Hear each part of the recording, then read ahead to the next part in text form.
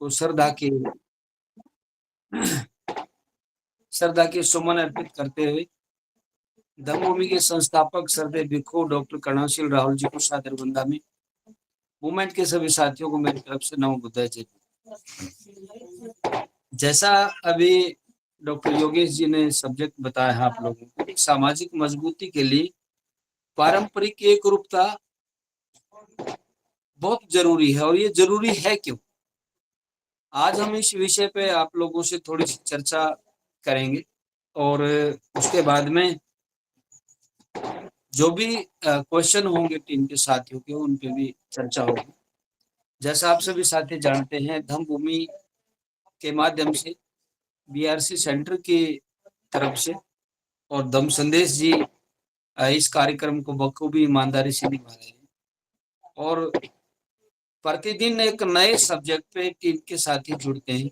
और इस Google meet का बेनिफिट हमें ये होता है कि हम भारत के किसी भी कोने में हो, इवन हम भारत की बजाय अगर हम किसी दूसरे देश में भी हैं, जो भी टीम के साथी हैं जो इस गूगल मीट से जुड़ते हैं, तो हम एक दूसरे के साथ अपने विचार साझा कर सकते हैं।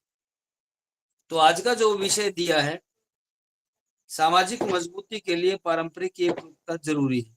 वो एक रूपता जरूरी कैसे है, इस विषय पे थोड़ी सी चर्चा करेंगे। हमारा कोई भी कार्यक्रम है या हमारी कोई भी काम करने की शैली है या हमारे तौर तरीके हैं, उसमें एक रूपता होना जरूरी कैसे है। एक छोटा सा मैं आप लोगों को एग्जांपल देना चाहूंगा। जो फौजियों की टुकड़ी है, आप लोगों ने जैसे 26 जनवरी के दिन है या 15 अगस्त के दिन, या आप अपने स्कूलों में कॉलेज में एनसीसी की भी परेड आप लोग देखते होंगे, सभी की कदम ताल एक जैसी होती है। सभी के हाथ एक तरीके से, अगर सामने जा रहा है तो लेफ्ट हैंड सामने रहेगा, बैक साइड जा रहा है तो बैक साइड ही जाएगा। सबका एक रूपता उसमें नजर आती है। अगर कोई हाथ आगे लेके जा रहा है, कोई पीछे लेके जा रहा है, कोई पैर आगे कोई पीछे, तो वो बहुत बेढंगा लगेगा और सबको अजीब सा लगेगा और हम हंसी के पात्र हो जाएंगे। कुल मिलाकर के उसमें एक रूपता आप लोगों को नजर आती है। और एक रूपता होना जरूरी भी क्यों है? अगर आप लोग मजबूत हैं और आपकी एक रूपता उस परंपरा में एक रूपता आ जाती है, तो आप ये मान के चले कि आपका एक मजबूत संगठन तैयार हो जाता है। कई बार आप लोगों ने एग्जाम्पल सुना होगा, बंटी जी भी इस एग्जाम्पल को कई बार देते हैं। जो फ्लाईओवर है और वहां से जब फौजियों की टुकड़ी निकलती कदम ताल करते हुए, उनको फौजियों की टुकड़ी को कदम ताल करने से मना कर दिया जाता है। उनको कह देते हैं आप कदम तोड़ सकते हैं और फिर आप अलग अलग कदमों से जाएंगे। उसमें यह है कि जैसे कदम एक साथ में, जैसे सभी के कदम एक झटके में फ्लाईओवर के ऊपर लगेंगे, एक झटके में आवाज आएगी, तो उसमें फिर नुकसान क्या है, वो पुल गिर सकता है क्योंकि वो एक साथ में ताकत उसमें बनती है।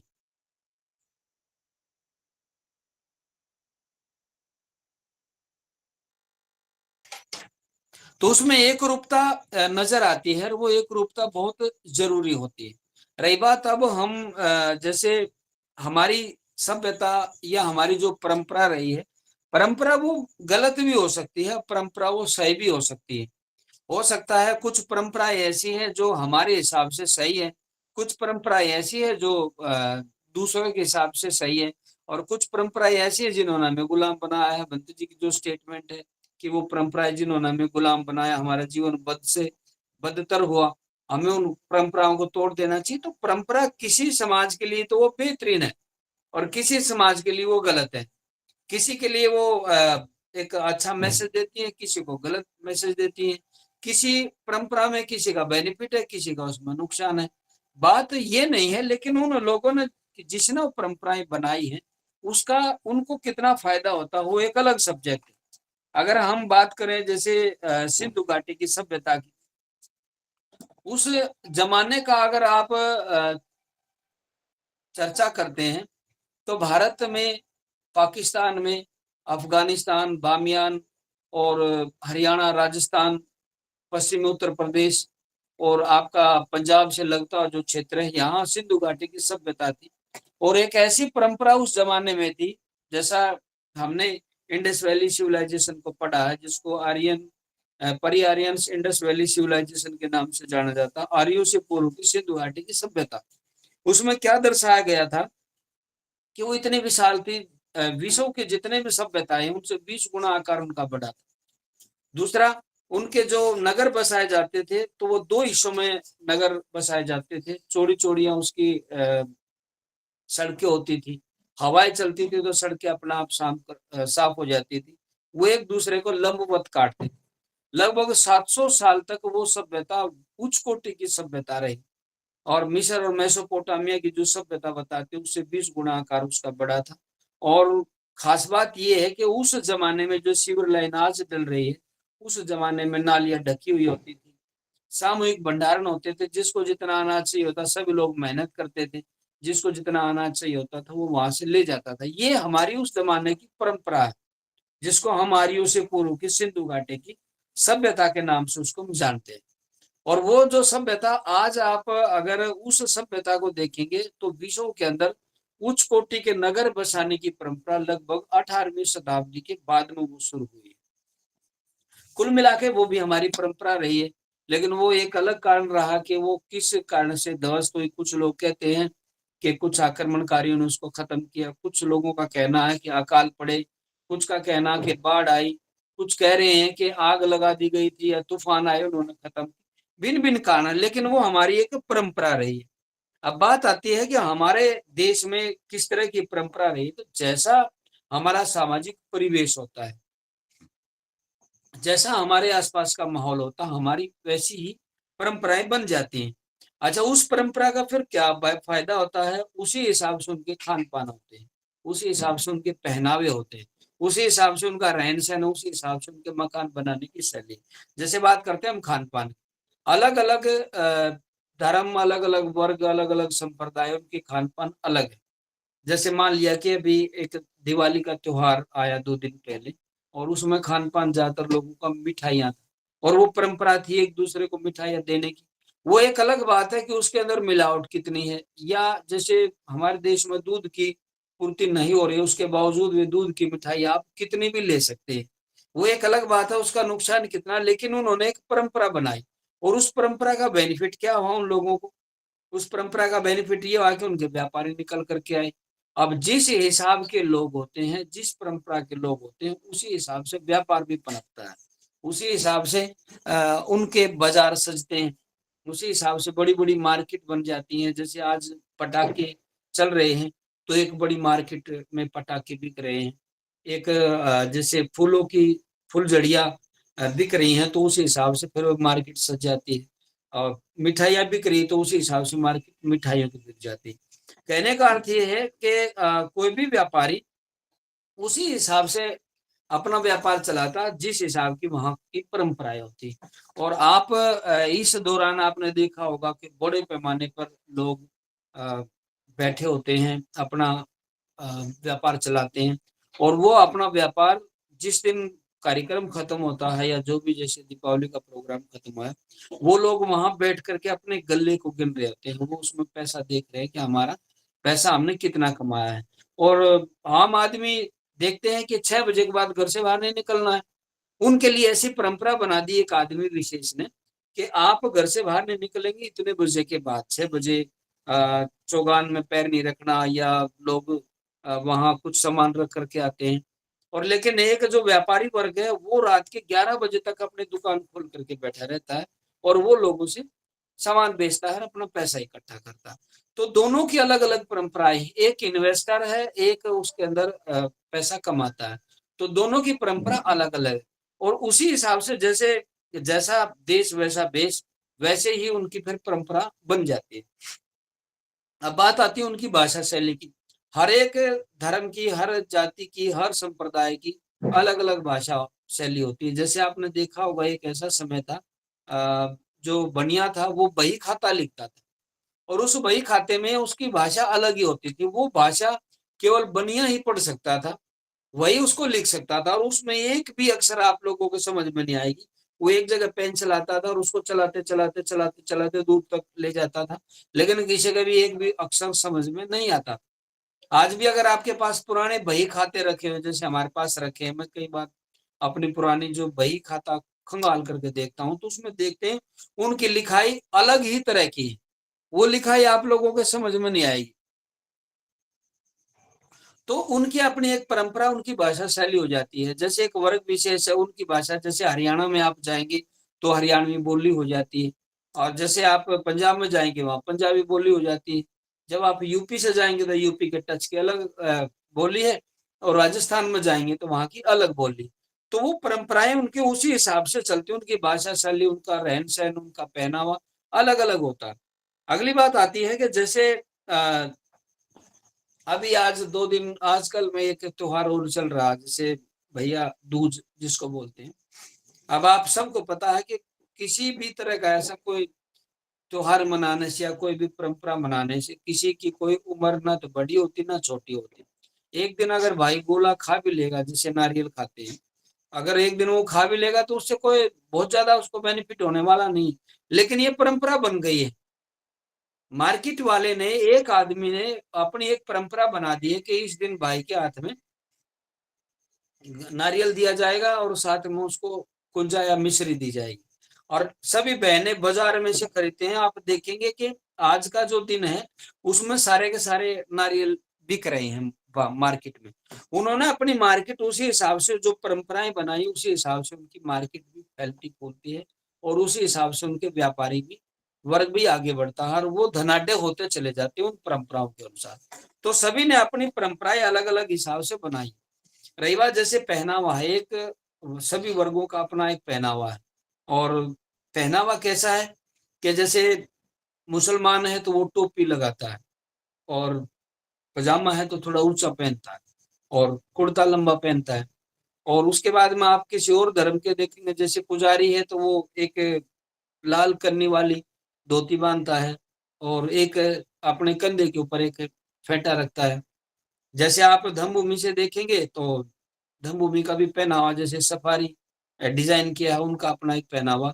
तो हर एक धर्म का अपना एक पहनावा है। अगर उनका जैसा पहनावा तो उनके फिर टेलर मास्टर भी अलग है, और उनका कपड़ा वो सिलते हैं तो वो एक वर्ग भी अ, आगे बढ़ता है। कहने का अर्थ है कि ये सारे के सारे एक दूसरे से कनेक्ट है, इंटरकनेक्ट है। व्यापारी का कपड़ा बेचता है तो टेलर उसे के पास जाता है, एक बंदा उसे सिलवाता है तो फिर दूसरा उनके पास सिलवाता है। तो ये एक परंपरा बनी हुई है।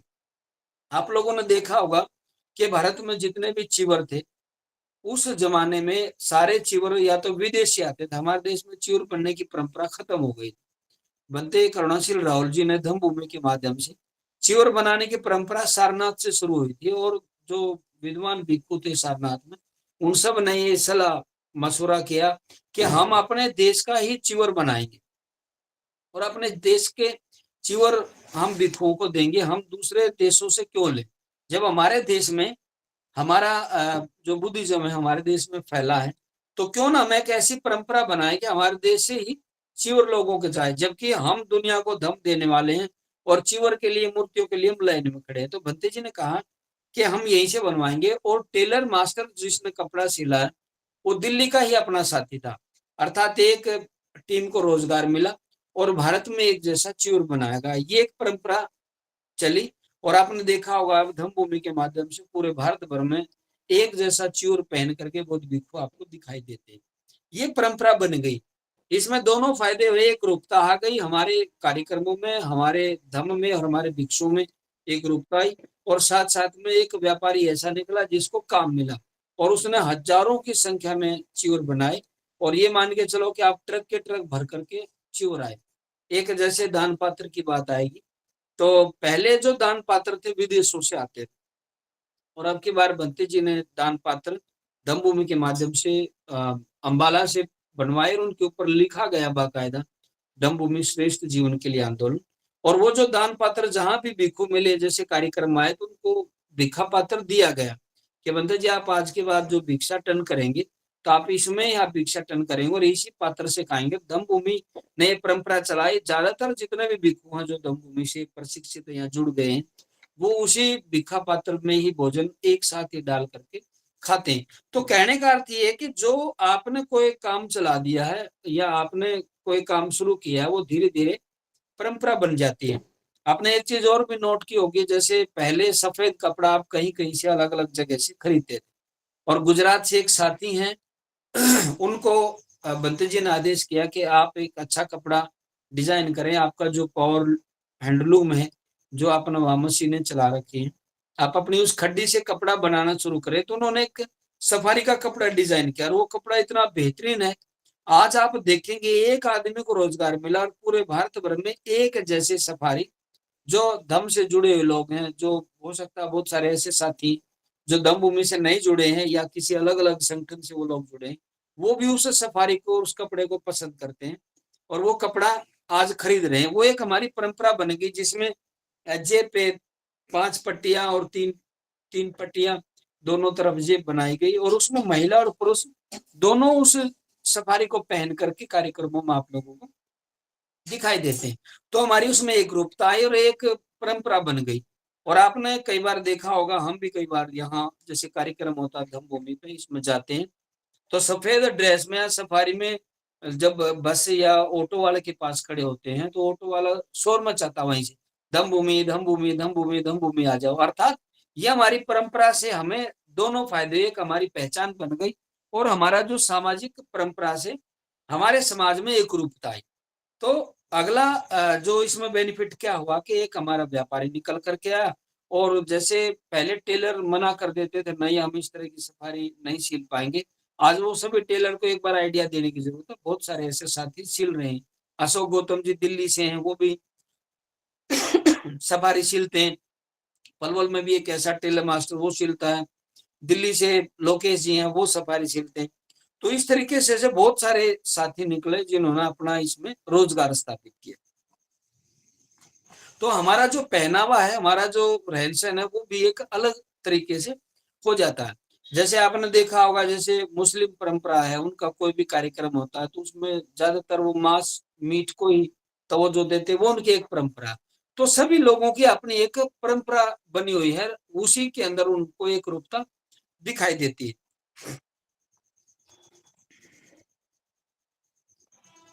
अभी पिछले दिनों आगरा में कार्यक्रम किया था बंते जी ने, जिसमें धम भूमि व्यापार केंद्र के नाम से एक कार्यक्रम प्लान किया था, और गुजरात में अलग अलग दुकानें सजाई गई थी।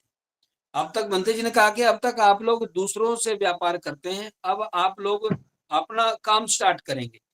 और अपना काम कैसे स्टार्ट करेंगे कि बंते जी ने आदेश किया कि ऊपर आपका मकान हो, नीचे आप उसमें दुकान बनाएंगे। तो जब आप दुकान बनाएंगे तो आप लोगों को बेचने और खरीदने का मौका मिलेगा। और उसमें एक लाइन बनते जिन और जोड़ी कि छोटा भाई दुकानदार, बड़ा भाई खरीदार। अर्थात तो हम हमारे रोजगार स्थापित हों, और हमारे साथी हैं जो टीम के लोग हैं, वो एक दूसरे पर भरोसा करें, और हम क्वालिटी का आइटम बेचें।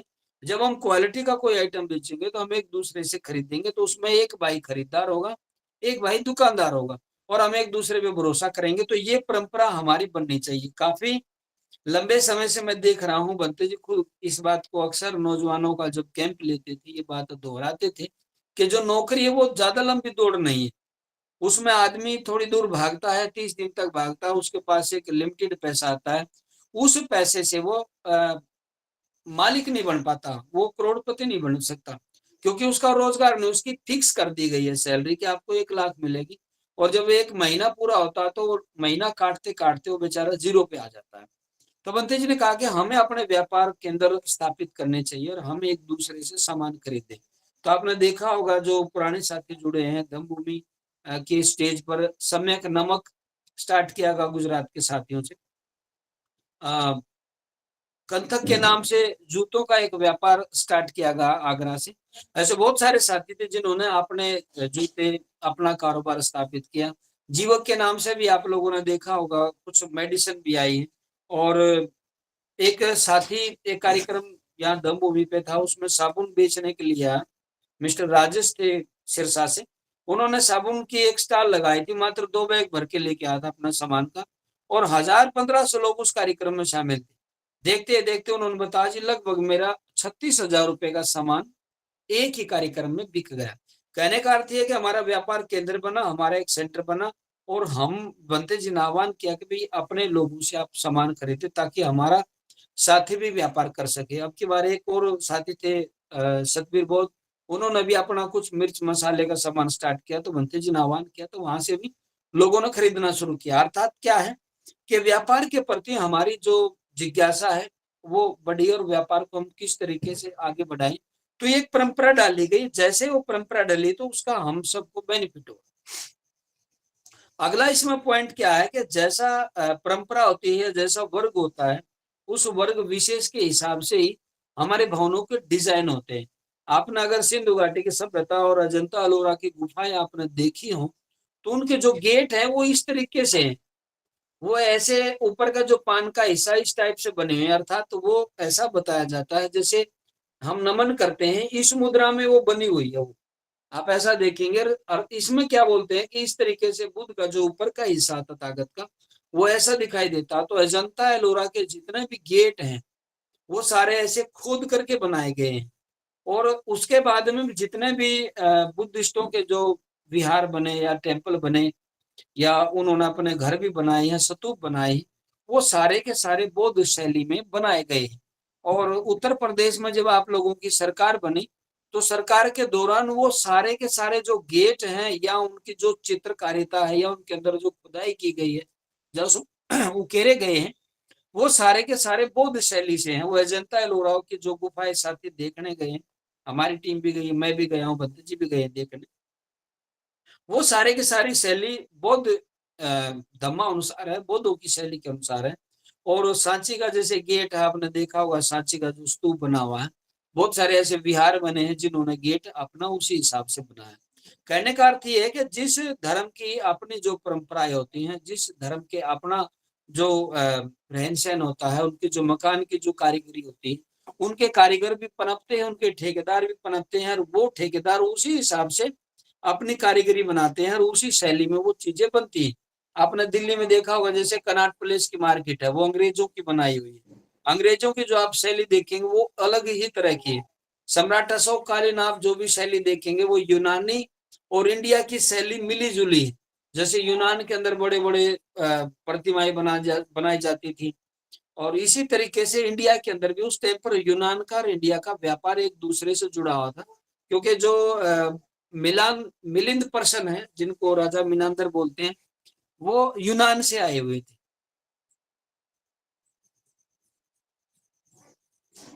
तो इसमें इस तरीके से हमारी जो परंपरा बनी है, तो वो परंपराएं आप लोगों को हो सकता है वो एक ऐसा जमाना था, वो परंपरा आप लोगों की बड़े पैमाने पर चली दिखाई देती है। आज आप उसमें म्यूजियम में जब आप लोग जाएंगे, संग्रहालय में जाकर के देखेंगे, वो सारे चित्र आप लोगों को दिखाई देते। कहने का अर्थ ये है कि जो जैसी परंपरा सामाजिक आप लोगों की चलती है, उसी हिसाब से आपके भवनों के निर्माण भी होते हैं, उसी हिसाब से आपका व्यापारी वर्ग भी पनपता है, उसी हिसाब से वो सामान भी बिक्री में आता है, और वही चीजें चलती हैं। जैसे एक जाति या धर्म विशेष की कोई पहनावा है, तो उसका पहनावा उसी तरीके का चलेगा और उसी हिसाब से व्यापार भी फैलेगा और मार्केट में वो चीजें आपको उपलब्ध हो जाएंगी।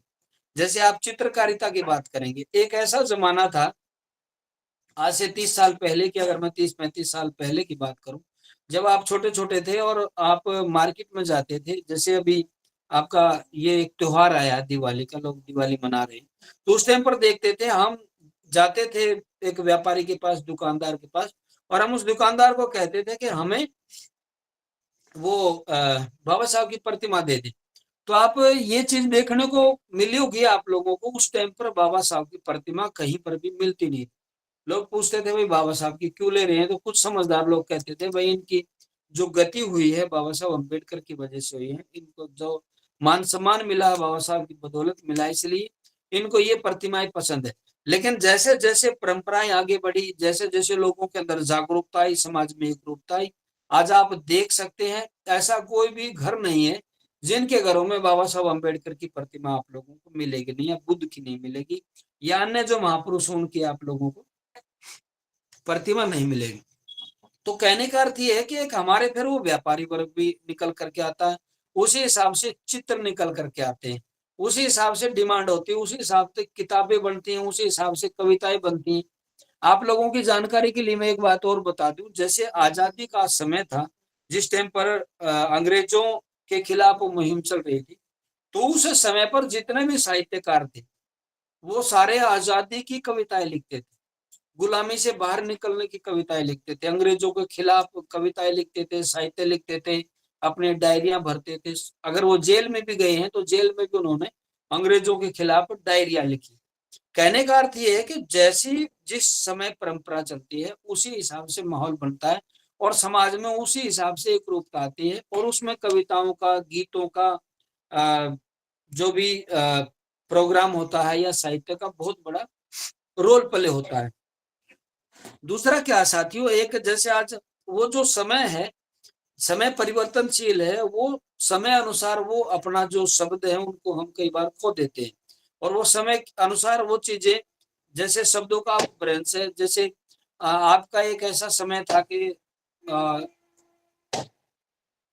रात जगाते थे, जो हमारे बड़े बुजुर्ग है उसको बोलते हैं रात जगाना। जैसे अब जागरण उसका नाम दे दिया है, कोई उसको जगराता बोल देते हैं। रात जगाने का अर्थ क्या होता था कि हमारे टीम में से, हमारी मूवमेंट में से एक जागरूक आदमी, जैसे दिन भर हम काम करते थे, मेहनत का काम होता था, और रात को सभी लोग एक साथ बैठते थे, और उनमें जो सिंसियर आदमी होता था, जो विद्वान साथी था, वो रात को उनके साथ बैठ करके घंटा 2 घंटा जागरूकता की बातें करता था।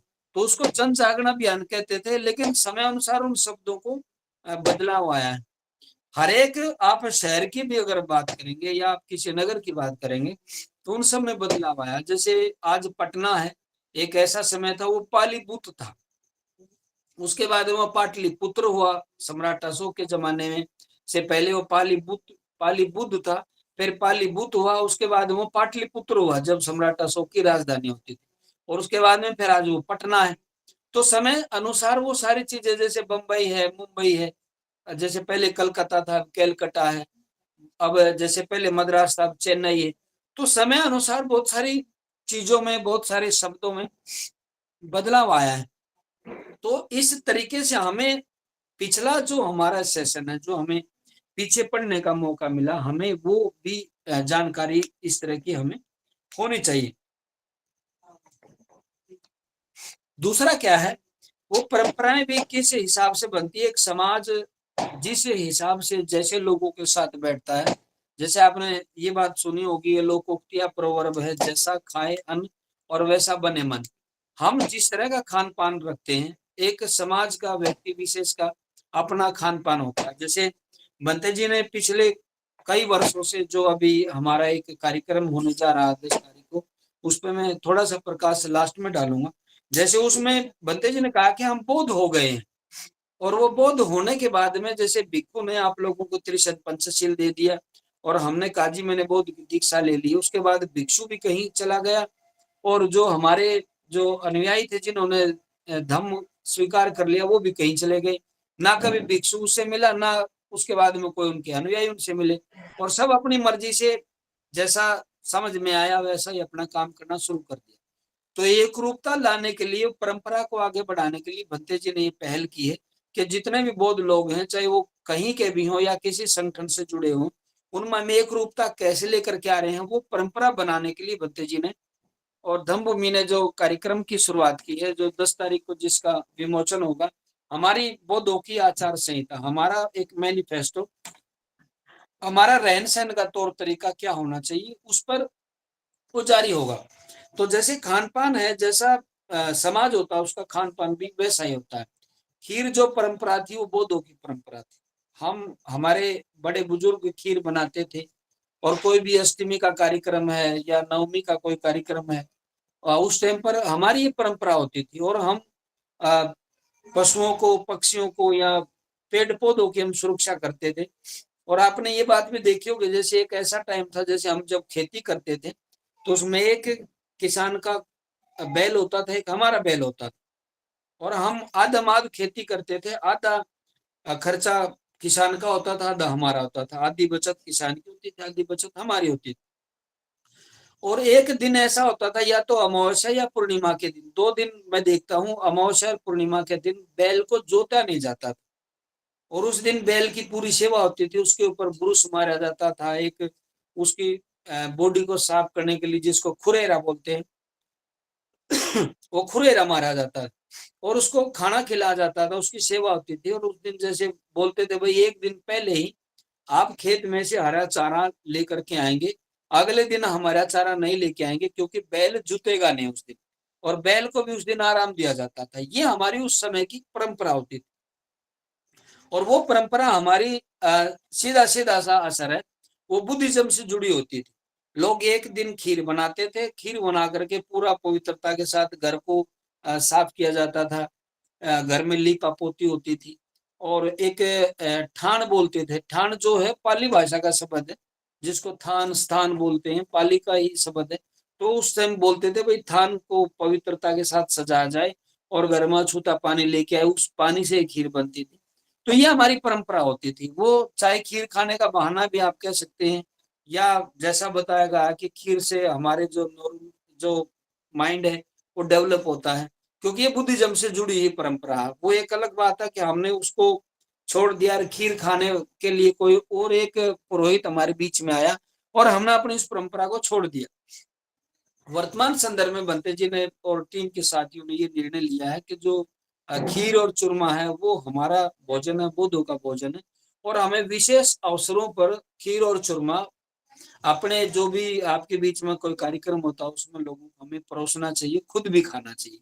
तो ये जो इससे दो तरह की बात होंगी, पूरे भारत भर में जो बुद्धिस्ट लोग हैं वो खीर और चूरमा बनाएंगे, और उसके अंदर हमारे कार्यक्रमों में एक रूपता आएगी। दूसरी बात ये है साथियों कि हम जैसे लोगों के साथ बैठते हैं, जैसा खाए अन्न और वैसा बने मन। अगर हम 5 करोड़पति लोगों के साथ बैठेंगे तो छठा नंबर हमारा होगा। ये सोशल मीडिया पर भी मैटर चल रहा है। और आप 5 अधिकारियों के साथ बैठेंगे तो छठा अधिकारी आपके घर से निकलेगा।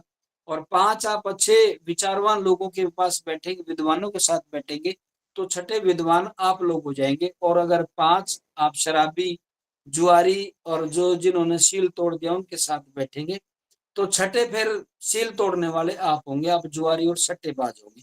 कहने का अर्थ ये है कि अगर आप जैसी परंपरा बनाना चाहेंगे, आप जैसे लोगों के साथ बैठेंगे आपके ऐसे ही रिश्ते बनने शुरू हो जाएंगे। अगर आप व्यापारियों के साथ बैठेंगे तो आपके अंदर भी व्यापार के गुण आना शुरू हो जाएंगे।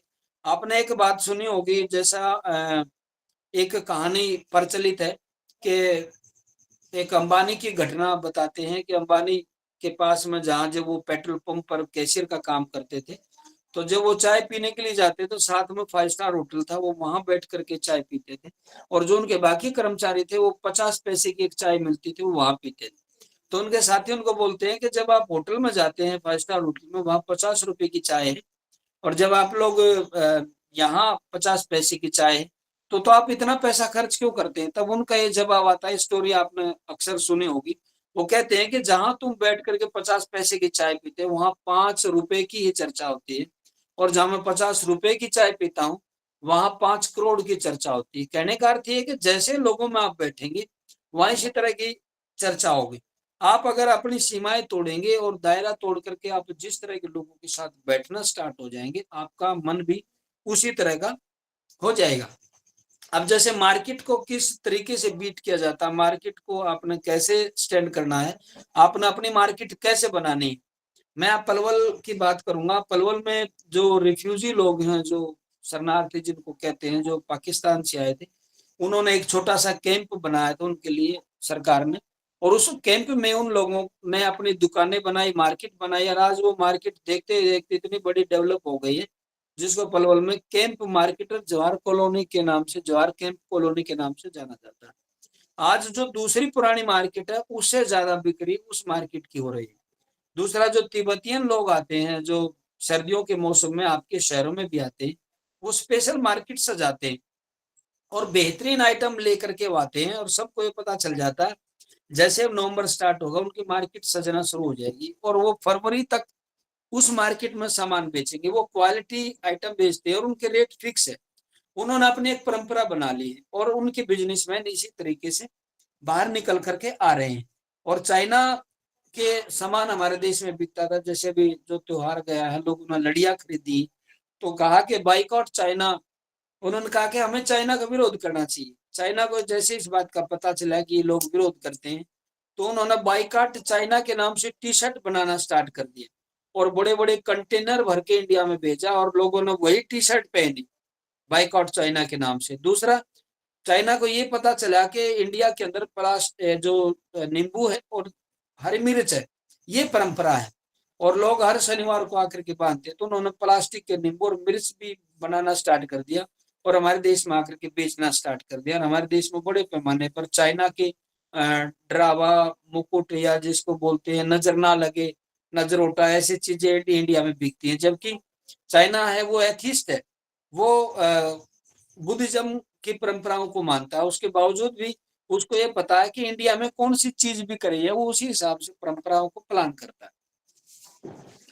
दूसरा प्रबुद्ध साथियों, जो जैसे घूंघट की प्रथा है, घूंघट की एक परंपरा एक रूपता थी, आपके परिवारों में भी आपने देखा होगा सभी महिलाएं घूंघट करती थी, एक रूपता थी, वो भी एक उसके अंदर आई। लेकिन जैसे जैसे धम्मभूमि ने ये परंपरा का विरोध किया, भंते जी ने एक किताब लिखी, घूंघट गुलामी का प्रतीक है, आजादी का प्रतीक नहीं है और हमें इसको बंद करना चाहिए, घूंघट के नाम से भंते जी की एक किताब आई। तो ये परंपरा भी बनी है। जो बुद्धिज्म से जुड़े लोग हैं, जो धम्म को फॉलो कर रहे हैं, जो बाबा साहब को अपना रहबर मानते हैं, उन लोगों ने अब घूंघट का विरोध करना शुरू कर दिया। और बनते जी ने इसके ऊपर बहुत सारी क्लासें ली हैं कि वे घूंघट से अगर इज्जत है तो फिर आदमी घूंघट क्यों नहीं करता। तो अब ये परंपरा बन गई, हर आदमी की जुबान पर वो शब्द आने शुरू हो गए। तो जो हमारी सामाजिक एकता, उसमें एक रूपता भी आई है और ये हमारी परंपरा भी बनती जा रही है। और एक ऐसा समय था कि जब हमें एक व्यक्ति विशेष के कहने से हम उनकी बातों को मानते थे। वो दिन को दिन कहता था या रात कहता था, हम उसको रात मान लेते थे। वो जैसा कहता था कि अब आपके ये ग्रह ठीक नहीं है, ये नक्षत्र ये ठीक नहीं है, इस टाइम पर बच्चा होया तो इसका ये नाम रखो, वो रखो। लेकिन जैसे जैसे आप बुद्धिज्म आए, पहले हम उस परंपरा को ढो रहे थे, लेकिन जैसे जैसे आप लोग बुद्धिज्म की परंपरा में आए और बुद्धिज्म को मानना शुरू किया, एक रूपता आई और आज हम सभी ब्रॉड माइंड हो गए और अब हमने वो सारी परंपराएं छोड़ दी और अब हम मुक्त मानव हैं। अब हम उन गुलामी को छोड़ करके अब हमने ऐसी परंपरा बना ली है। बौद्धों में नामकरण संस्कार किस तरीके से होता है, वो जन्म संस्कार है या शादी का संस्कार है, वो सारे संस्कार आप लोगों के हिसाब से अब होना स्टार्ट हो गए। प्रभु साथियों, अंत में मैं एक दो तीन पॉइंट पे कह करके मैं अपनी बात खत्म करूंगा।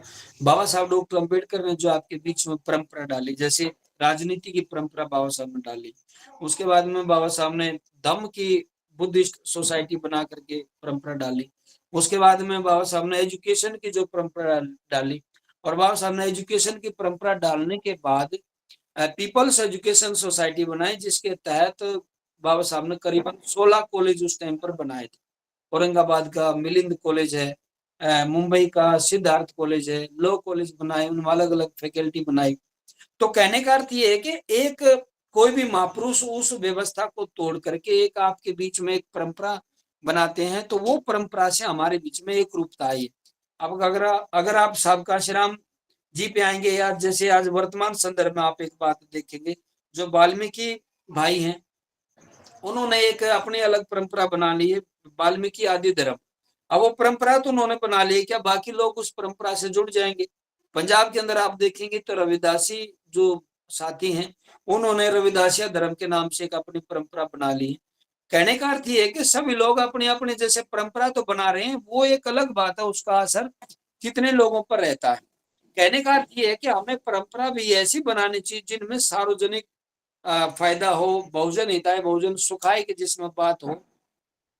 जैसे साबका श्रीराम ने परंपरा बनाई थी कि मैं नालायक लोगों नालायक लोगों में लायकी पैदा करके नालायकी दूर करके लायकों की सरकार बनाना चाहता हूँ। अगर मैं नालायक लोगों की सरकार बनाऊंगा तो जो सरकार है वो नालायक कहलाएगी, लेकिन मैं उनमें लायकी पैदा करूंगा तब लायक लोगों की हम सरकार बनाना चाहते हैं। और साहब ने राज की परंपरा डाली और देखते देखते आपने देखा भी होगा, उत्तर प्रदेश में आप 4 बार आप शासन और सत्ता में रहे, पंजाब में आप लोग विपक्ष में बैठे, और एक अलग अलग स्टेट में आप लोगों के एमएलए एमपी जीत करके आए। तो कहने का अर्थ ये वो परंपरा डाली गई और आज ऐसा एक भी घर नहीं है जो वोट की कीमत को ना जानता हो। तो प्रबुद्ध साथियों, ये परंपराएं, इनमें एक रूपता आती है, कुछ परंपराएं गलत होती हैं जैसे पहले जो परंपरा थी, महिला को पुनर्विवाह की अनुमति नहीं थी, जो विधवा हो जाती थी, कन्या का वध कर दिया जाता था, बलि प्रथा थी, महिलाओं को पढ़ने का अधिकार नहीं था, महिलाओं को घर से बाहर निकलने का अधिकार नहीं था। जो पुरानी महिलाएं हैं, जैसे घर में डिलीवरी हुई है तो महिलाओं को घर से बाहर नहीं निकलने देती थी, उनको नहलाती नहीं थी, वो अंदर ही अंदर बदबू फैल जाती थी। इतना बुरा माहौल था, लेकिन वो परंपरा जैसे जैसे जागरूकता आई, अब वो परंपराएं बदल गई और अब लोग जागरूक होकर के साफ सफाई की तरफ विशेष ध्यान देने लगे हैं। प्रबुद्ध साथी, ये समय परिवर्तनशील है, हमें भी समय के साथ अपने आप को चेंज करना होगा। और जो धम्म भूमि ने, आपने देखा होगा, ऐसे बहुत सारे कार्यक्रम शुरू किए हैं, अपने संस्कार कराने के लिए संस्कारकर्ता बनाए हैं। धम्म कारवां के नाम से पहले कोई नहीं जानता था, अब धम्म कारवां हर एक शहर में धम्म कारवां निकाला जाता है। अलीगढ़ में निकला है, शुरुआत धम्म भूमि से हुई है। आगरा में धम्म कारवां 18 मार्च को निकलता है, सितंबर में गुजरात में निकलता है, अलग अलग देशों, अलग अलग राज्यों में धम्म कारवां निकलता है। तो ये हमारी परंपरा बनती जा रही है और एक रूपता नजर आ रही है। एक ऐसा भी समय था जब हमारे झंडे नहीं मिलते थे, पंचशील के या बहुजन मूवमेंट के, और आज आप देखेंगे व्यापारियों ने आपके झंडे भी बनाना शुरू कर दिए, क्योंकि उनको ये पता है कि व्यापार इन लोगों से फैलेगा, तो उसी हिसाब से परंपरा बन जाती है। प्रबुद्ध साथियों, कहने का जो अर्थ है, जो हमारा सब्जेक्ट है कि सामाजिक मजबूती के लिए पारंपरिक एक रूपता जरूरी है। तो इसलिए जो परंपरा, अगर अच्छी परंपरा बन रही है तो वो बहुत जरूरी है और हमें उन अच्छी परंपराओं को आगे बढ़ाना चाहिए। अगर नया भी आपके पास कोई मैटर है, नया सॉल्यूशन है, उसमें अमेंडमेंट करना है, तो आप उसमें अमेंडमेंट करके अपने उन परंपराओं में एक रूपता ला सकते हैं। तो इन परंपराओं, अच्छी परंपराओं को आप आगे बढ़ाएंगे तो समाज में एक रूपता आएगी और सामाजिक जो भाईचारा वो बन जाएगा। अगर आप गलत परंपराओं को ढोगे तो उससे हमारा जो सामाजिक भाईचारा है वो टूट जाएगा। वो एक अलग बात है किस परंपरा को आप लोग फॉलो कर रहे हैं। जो लोग बुद्धिज्म की परंपरा को फॉलो कर रहे हैं वो बुद्धिस्ट कहला रहे हैं, जो अलग अलग परंपरा को फॉलो कर रहे हैं वो अलग अलग तरीके से अपना जीवन यापन कर रहे हैं। आप लोगों ने मेरी बातों को सुना है, आप सभी का बहुत बहुत साधुवाद। नमो बुद्धाय। जय भीम। जी, बहुत बहुत आभार।